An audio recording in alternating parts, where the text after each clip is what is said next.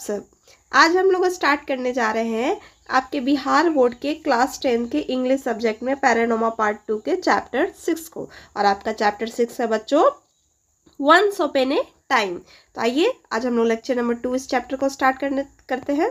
ये रहा बच्चों आपका चैप्टर और हम लोग फर्स्ट लेक्चर कर चुके हैं और हम लोग कुछ देर पढ़ भी चुके थे। अगर आप लेक्चर 1 नहीं देखे हैं तो आप जाकर देख लीजिए, प्लेलिस्ट में अवेलेबल है, ताकि आपको लेक्चर 2 भी यहाँ से समझ आए। तो आइए स्टार्ट करते हैं आज लेक्चर 2 जो आज हम लोग को यहाँ से पढ़ना है। The old women I hold in my hand a bird tell him the whether it is living और dead.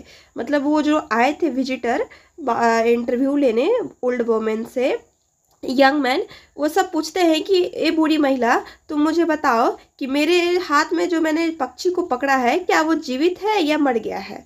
C does not answer the question is repeated. मतलब वो आंसर उत्तर नहीं देती हैं बूढ़ी महिला, क्वेश्चन जो कि दोबारा उनको रिपीट किया गया। Is the bird I am holding living और डेड। फिर उनसे पूछा जाता है जो मैंने बर्ड को पकड़ा है अपने हाथ में वो जिंदा है या मर गया है। Still she does not answer. फिर भी वो कोई उत्तर नहीं देती हैं। She is blind can not see visitor her visitor. मतलब वो अंधी रहती हैं जिसके कारण जो विजिटर जो आए रहते हैं शहर से उनका इंटरव्यू लेने के लिए वो नहीं देख पाती हैं उनको। Let alone what is your hand she does not know their colour gender homeland and she only know their motive. मतलब वो नहीं जानती हैं कि वो जो आए हैं वो किस कलर के हैं, कैसे दिखते हैं, कौन से जेंडर है, कौन है और वो कहाँ से आए हैं, लेकिन वो उनका मोटिव जानती है, यानी उनका उद्देश्य जानती हैं कि किस उद्देश्य से मेरे पास आए हैं। Old women silence along so long. Old women जो थी वो चुपचाप रही काफ़ी लंबे समय तक। The young people have trouble the holding the laughter. Young people जो थे जो इंटरव्यू लेने आए थे, वो जो युवा लोग थे वो क्या हुए, अपनी हंसी को रोक नहीं पा रहे थे। लाफ्टर का मतलब होता है हंसी, ठीक है। फिर आगे कहते हैं बच्चों टॉनी मॉर्सन कि फाइनली सी स्पीक। वो अंत में बुरी महिला बोलती है her voice is soft but strain. मतलब उनका जो वॉइस था, आवाज़ था, वो काफ़ी सॉफ्ट था बट स्ट्रेन मतलब दृढ़ था।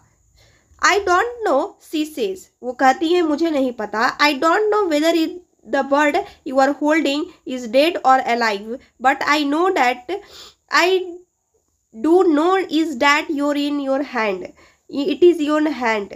कहती हैं कि मैं नहीं जानती कि वो जो तुमने पक्षी को पकड़ा है वो जीवित है या मर गया है, बट मैं यह जानती हूँ कि वो तुम्हारे हाथ में ही है, वो तुम्हारे हाथ में ही है। और पैरपेडिंग the power for help and her helpless for younger visitor repented and told the responsible not only the act of mockery.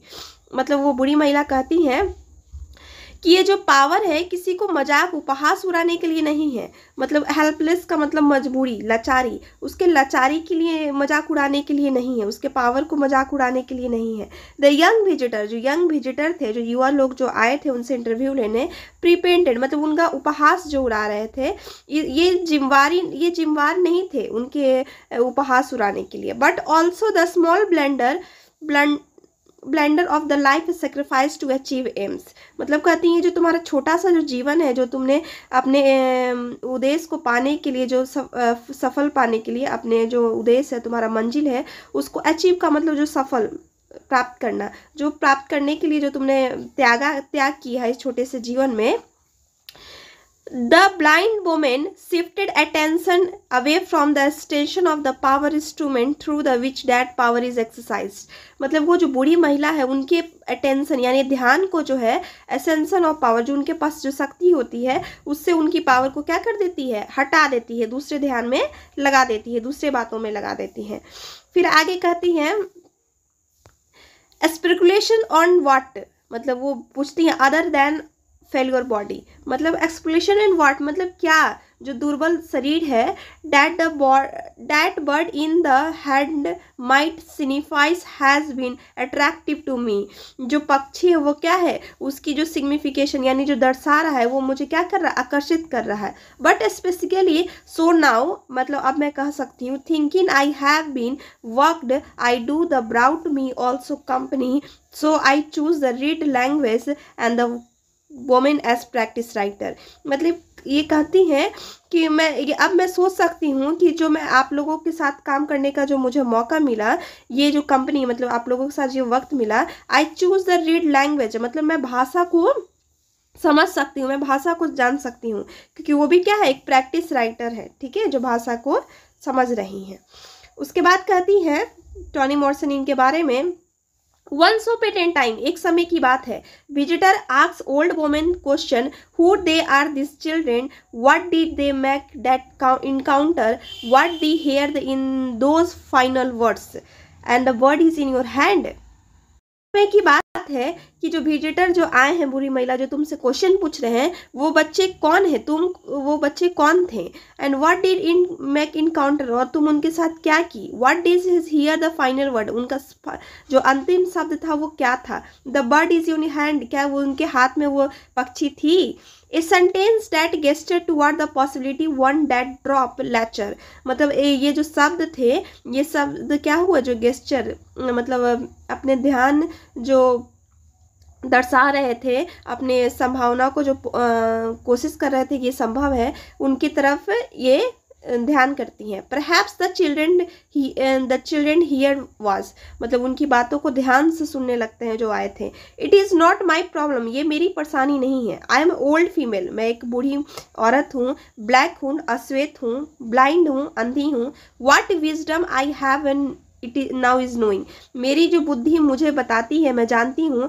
I can not help you, मैं आपकी मदद नहीं कर सकती हूँ। The future of language is your, मतलब जो भविष्य है लैंग्वेज का वो आपके हाथ में है। ये किससे कह रही हैं, वो जो विजिटर जो आए हैं उनसे ये बात कह रही हैं। फिर आगे कहती हैं टॉनी मॉर्सन इनके बारे में, दे स्टैंड देयर, वो खड़े रह गए, सपोज नथिंग देयर हैंड, मतलब उनको मतलब खड़े रह गए जैसे उनके हाथ में कुछ था ही नहीं।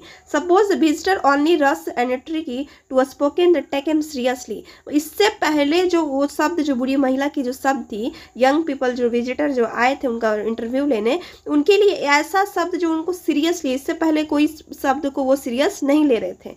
दे हैव नॉट बीन बिफोर, इससे पहले वो कोई शब्द को किसी का सीरियस नहीं लिए थे, जितनी बूढ़ी महिला की बात को वो ध्यान से सुन रहे थे।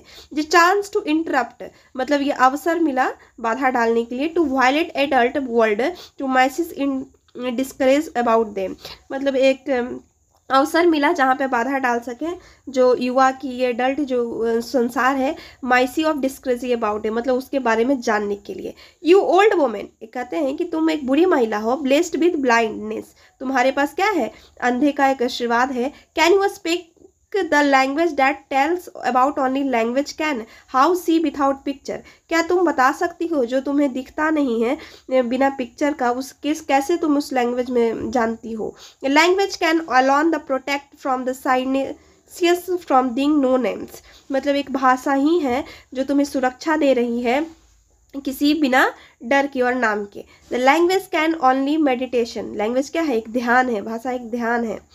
टेल इज, फिर आगे टॉनी मॉर्सन कह रही हैं, टेल अस, बताओ, what is it to be women, to be may know what is it to be man, क्या महिला होना क्या है और एक वोमेन होना क्या है, इस बारे में तुम मुझे बताओ, मैं जानना चाहता हूँ, ठीक है। व्हाट मूव्स एट मार्जिन, मतलब अगला मूव्स क्या होगा मार्जिन का। What is to be have known home in the place, मतलब अपना घर ना होना इस जगह पे कैसा लगता है।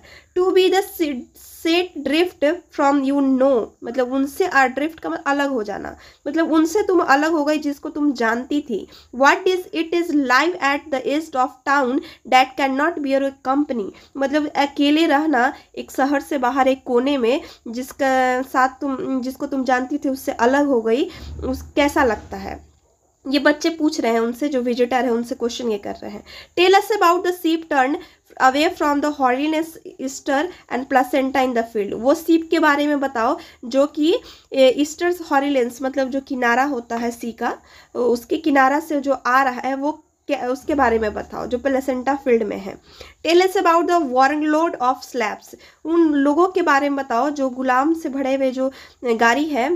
How they can sing so softly they breathe indistinctly from the falling snow, मतलब वो जो गाड़ी से जो गाड़ी में भरे हुए गुलाम जो बड़ी सॉफ्टली से अपने गा रहे हैं बिना किसी फॉलिंग गिरने के डर से।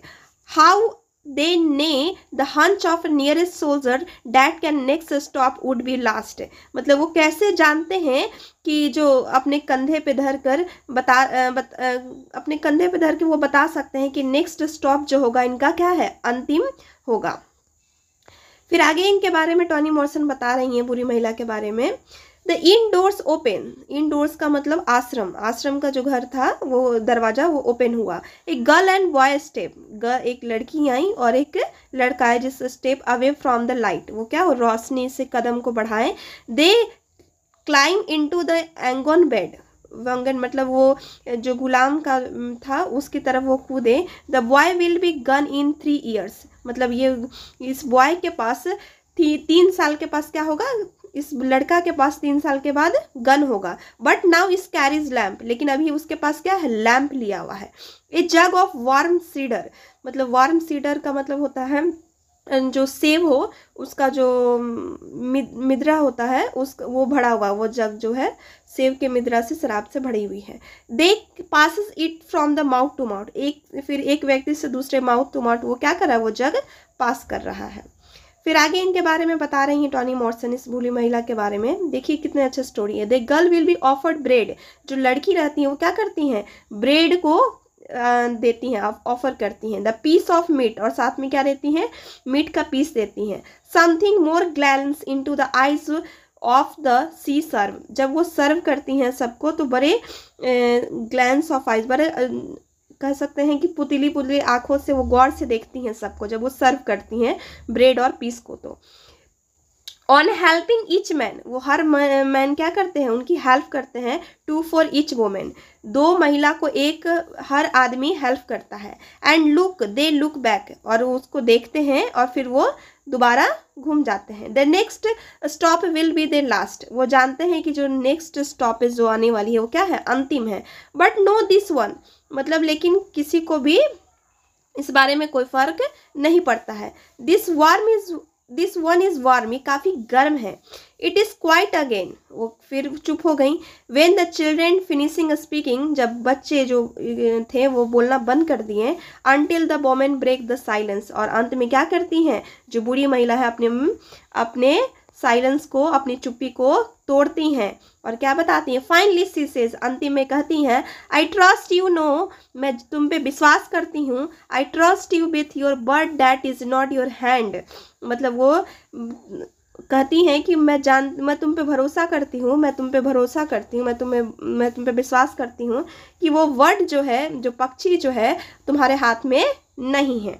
Because you truly catch out it, क्योंकि तुमने उसमें सच में उसे पकड़ा है। क्योंकि इतनी देर में अगर पक्षी होती तो वो उड़ती, उसकी कोई आवाज़ होती, कोई थी होती, लेकिन ऐसा कुछ नहीं हुआ। तो वो सच में वो बूढ़ी महिला उस बच्चे इंटरव्यूअर से कहती हैं कि मैं तुम पे विश्वास करती हूँ कि वो तुम्हारे हाथ में बर्ड जो है, पक्षी जो है नहीं है, क्योंकि उसमें तुमने सच में तुम उसे पकड़े थे। लुक, देखो, हाउ लवली इट इज़, देखो कितनी सुंदर है। This is thing you have done together, जो तुम लोग ने साथ में किया है।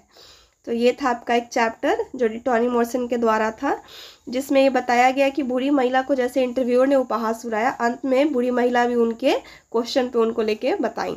तो ये रहा आपका कंप्लीट चैप्टर। नेक्स्ट चैप्टर में हम लोग करेंगे इसका ऑब्जेक्टिव क्वेश्चन आंसर।